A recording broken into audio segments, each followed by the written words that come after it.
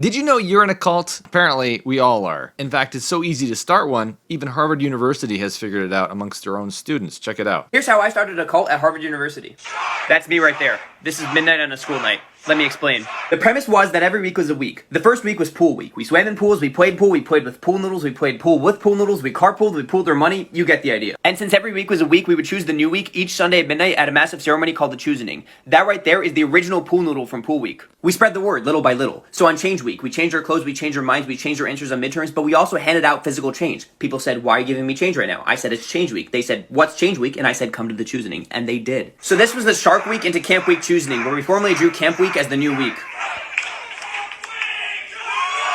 Guys, cults are easy. You present a lifestyle revolving around some kind of ritual. You create special traditions and vocabulary.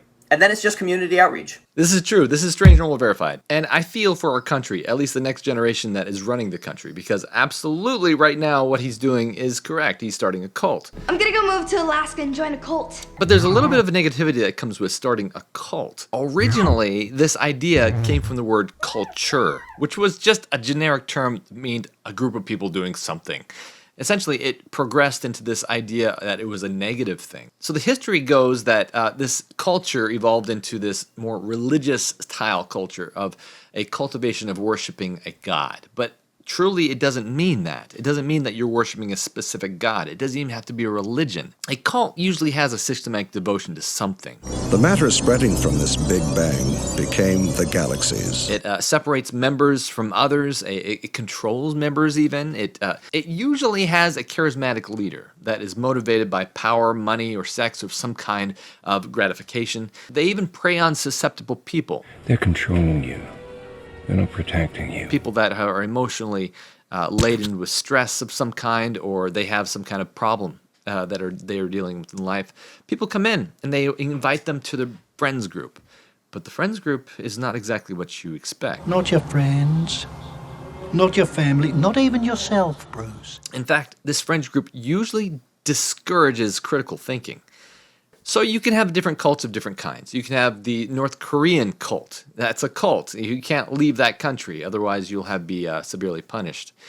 You can have the Catholic Church cult, where you have to believe a specific way, and it's led by a specific leader. You can have people in the comments that have been saying Jehovah's Witnesses or Islam. I don't have any experience in either of those, so I can't really say. But you can also have, this really surprised me, you can have the gym cult. I don't know if you've ever had a gym membership or anything, but you can have systematic devotion to going to the gym. I've seen people, they are systematically devoted daily, weekly, to go into the gym. Not necessarily a bad thing. It's actually a pretty good thing.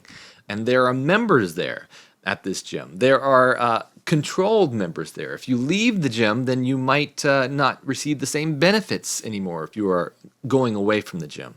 And sometimes it discourages critical thinking. Now, follow me on this. You can say, oh, well, I don't see myself getting any more strong. Well, don't think about it. Just do. Pain is weakness leaving the body. Pain is weakness leaving the body. Pain is weakness leaving the body. I saw a lot of comments saying that school can be a cult. My point is that when someone goes out and they say, oh, well, you're a member of a cult, that can mean all kinds of things. It can mean anything. It can mean that you're just a member of a small group, but usually it comes with negative connotations. And I think what a lot of people are getting confused here is membership to a occult, which is a completely different word. Do you even know what I mean when I use the term occult? What I would say the occult is something that is reverse of what is good. It is an ulterior idea, usually having to do with demonism, Satan worship, or something that is the reverse of the normal thinking.